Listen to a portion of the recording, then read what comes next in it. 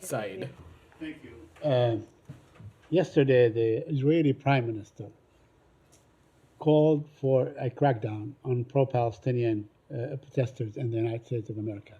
Do you find this to be a gross, a galling interference in American affairs?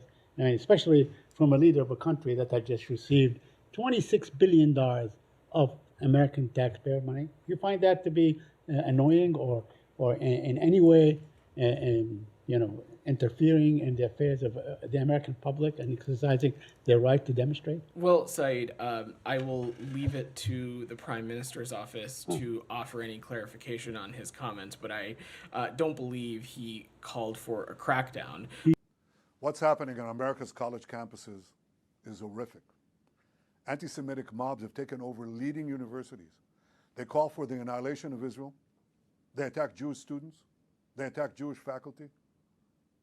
This is reminiscent of what happened in German universities in the 1930s.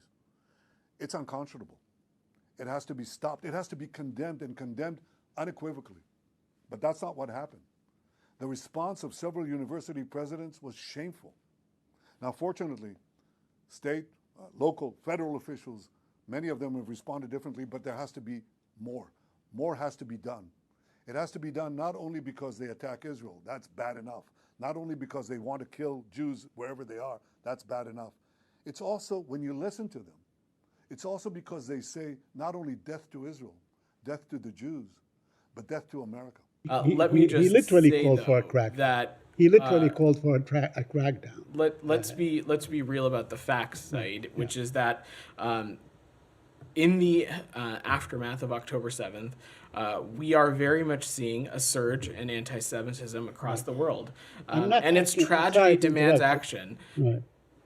Beyond that, though, we of course support the right of anybody to peacefully protest, to demonstrate, to make their voices heard, to express themselves in a peaceful and nonviolent way. Right. However, we also believe that harmful rhetoric, whether it be rooted in anti-Semitism, Islamophobia, is incredibly problematic and needs to be condemned and called out against.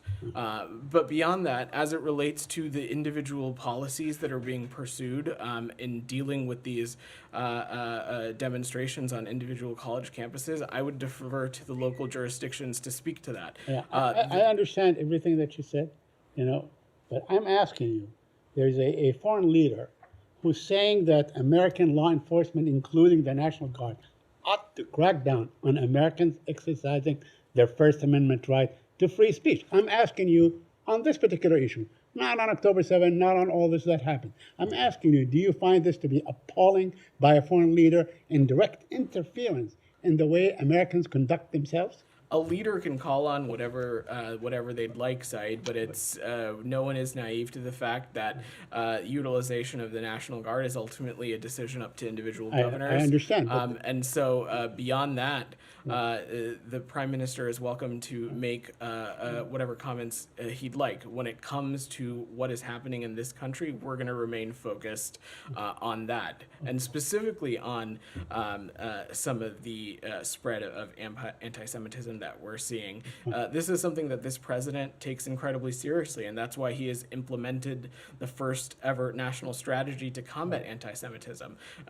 Other kinds of harmful, hurtful rhetoric that we have been seeing as well in the aftermath of October 7th, rooted in Islamophobia, rooted in stigmatism around Arab Americans or Palestinian Americans. That is also equally problematic and needs to be condemned as well. Yes, no, hold it. Please, I'm not done. Hey, I'm not done, please. I'm not done. I just want to ask, I understand the need to combat the despicable anti-Semitism and so on. I understand what the president is doing. I'm asking you, do you reject the fact that a foreign leader is saying that the demonstrations ought to be cracked down upon? That's what I'm asking you. Do you reject that?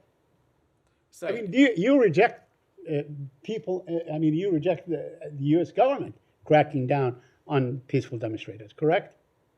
Correct? You reject that? I mean, this is part of what America is all about. I'm asking you, Do you reject the interference of a foreign leader calling for the crackdown on full American citizens exercising their basic rights, their First Amendment right to demonstrate? That's Look, what I'm asking you. The prime minister was commenting on something happening in this country.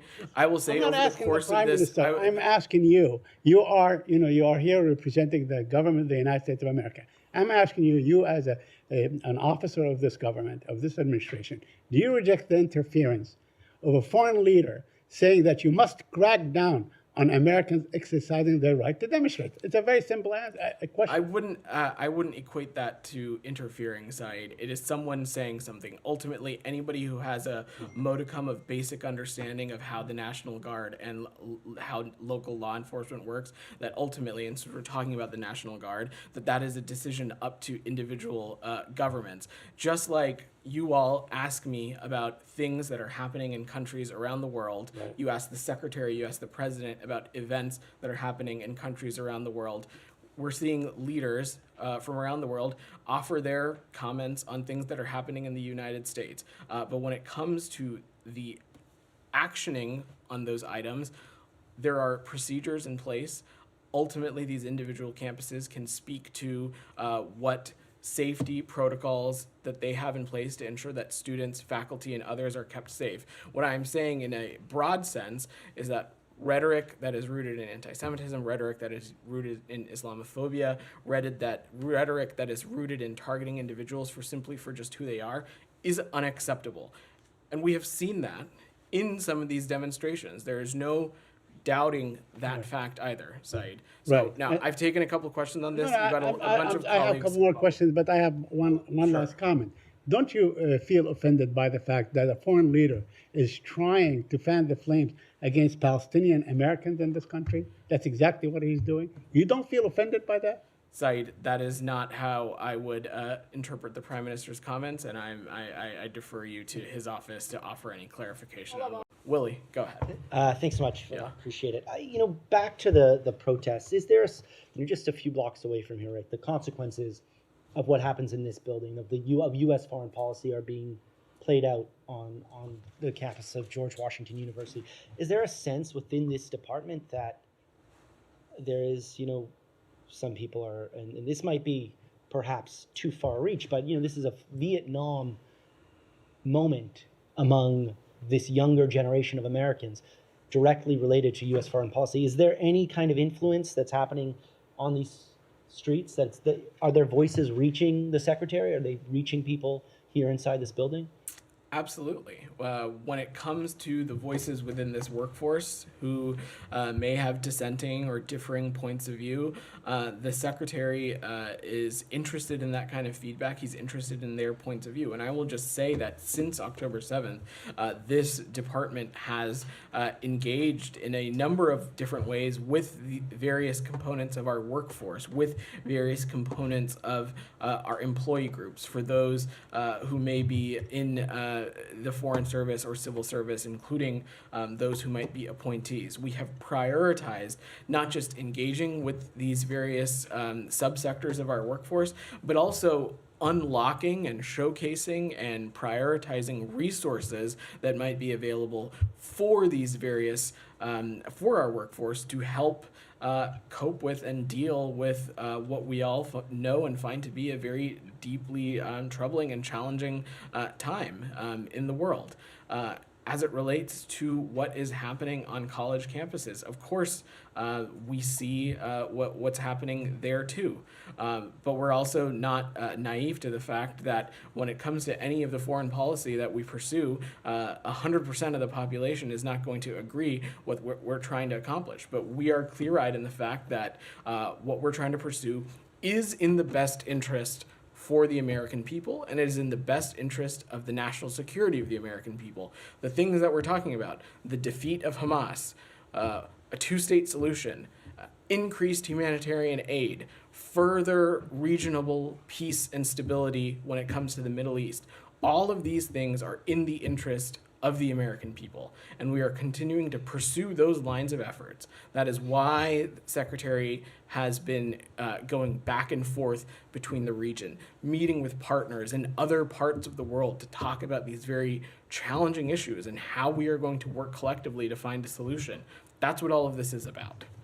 And finally, how can you avoid being accused of double standard if you condemn the Iranian regime for cracking down on peaceful demonstrators and you refuse to condemn another leader, in this case a friend, an ally, Israel, who's calling on you to crack down, on the U.S. to crack down on peaceful demonstrators? Look, Nadia, again, as it relates to these calls for use of the National Guard, whether it be from a foreign leader or from others within the U.S. government, these are ultimate decisions for individual governors to make. It's not really something that we would have a role in from the executive branch. Beyond that, as it relates to the National Guard, also, I'm sure my colleagues at the Defense Department can speak to some of this specifically.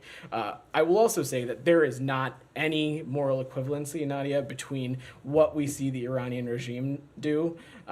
They are one of the biggest abusers and perpetrators of violations of human rights, going back decades, versus a foreign leader opining on things that may or may not be happening in a country, which is something I do from up here, the Secretary does, the President does, Matt does, all the spokespeople in this administration who speak on topics of foreign policy are asked about topics happening in other parts of the world.